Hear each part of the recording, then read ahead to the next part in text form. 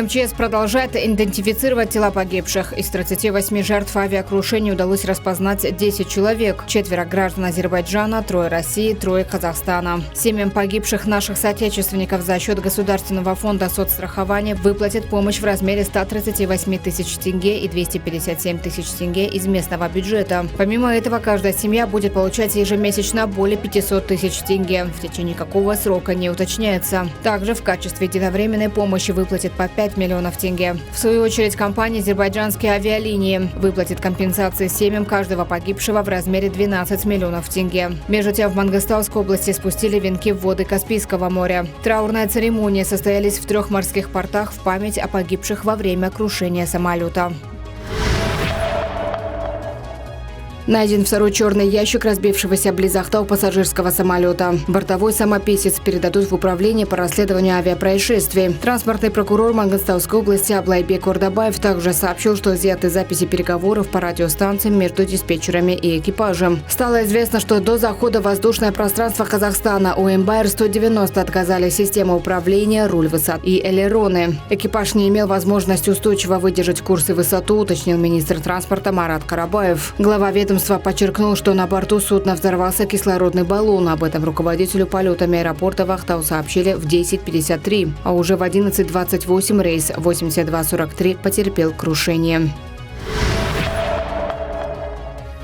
Израильская авиакомпания «Эль Аль» приостановила рейсы из Тель-Авива в Москву. Их отменили на неделю. Как сообщили в компании, это связано с событиями в воздушном пространстве России. Решение о возобновлении рейсов будет принято после повторной оценки ситуации на следующей неделе. В воздушных гаванях ряда городов, включая Сочи и Казань, введены ограничения по отправке и посадке самолетов. Как пишут местные СМИ, там ввели так называемый план «Ковер». Его применяют при незаконном пересечении границы, а также при появлении в воздушном пространстве неопознанных объектов. По данным газеты «Ведомости», на прошлой неделе Казань подверглась атаке беспилотников вооруженных сил Украины.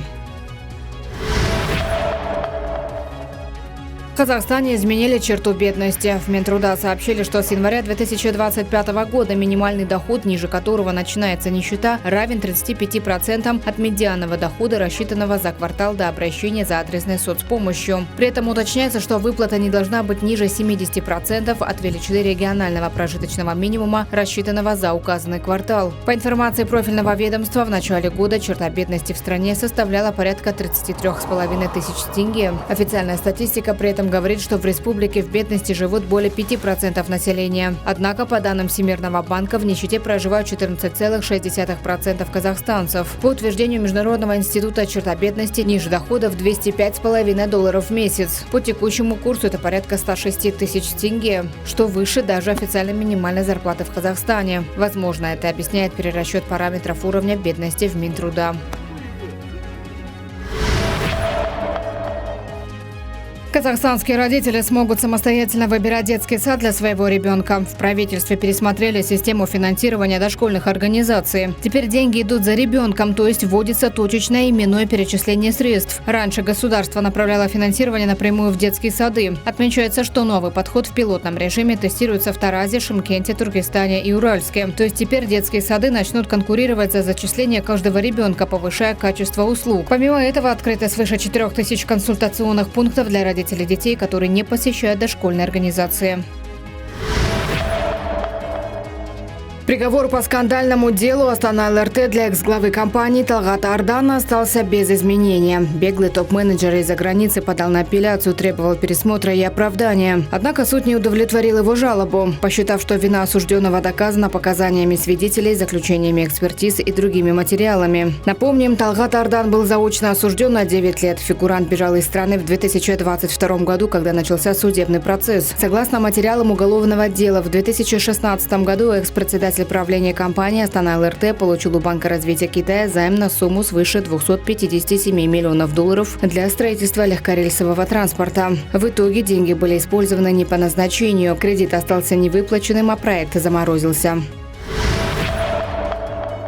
К 2050 году половина казахстанцев будет проживать всего в 3 городах. Это Алматы, Астана и Шымкент. Такой прогноз сделали в Центре развития трудовых ресурсов Минтруда. При базовом сценарии к 2030-му численность жителей в Астане увеличится почти на 40% и составит около 2 миллионов человек. В Алматы прирост плюс 20% до 2 миллионов 600 тысяч жителей. В Шымкенте городское население увеличится на 17% до 1 миллиона 400 тысяч человек. В процессе урбанизации к 30 году количество горожан вырастет на 14 миллионов человек. К 50 году цифра достигнет 19 миллионов. В то же время прирост сельского населения к 2030 году прогнозируется на уровне 1%.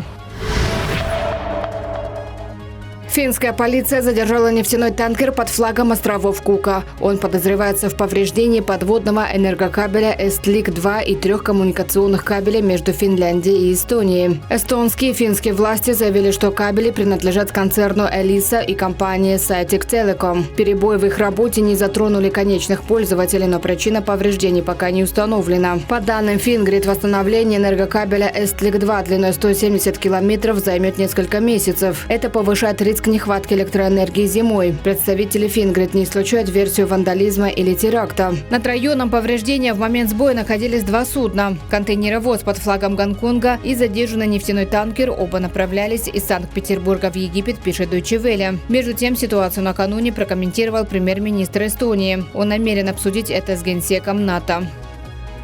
Ja kindlasti vähemalt meie nägemuses, mida ma ka kirjeldasin siin valitsuskabineti poole pealt, võiks kriitilise taristu kaitsel riigid olla aktiivsemad siin Läänemeres. Mis see tähendab? See tähendab praktikas seda, et meie merevägi koos liitlastega ilmselt hakkab aktiivsemalt toimetama kriitilise taristu juures.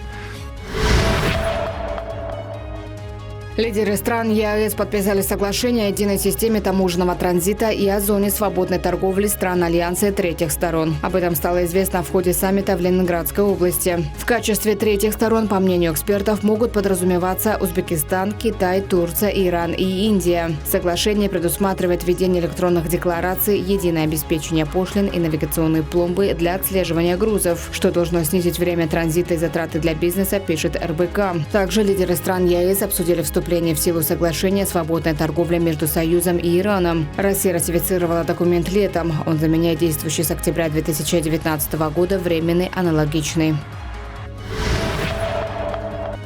Центральный банк России в первую рабочую неделю 2025 года намерен сократить чистые продажи долларов и евро почти на 60%. Это нужно для поддержки рубля. В ноябре в результате очередных финансовых санкций США курс российской валюты упал до минимума за последние 2,5 года. Позже Центробанк соседней страны принял меры по ее поддержанию, прекратив покупку на внутреннем рынке. В результате чистая продажа рубля заметно выросла. Как напоминают СМИ, российский регулятор не может покупать и продавать доллары и евро из-за западных санкций. Поэтому единственный инструмент для проведения валютных интервенций стал китайский юань.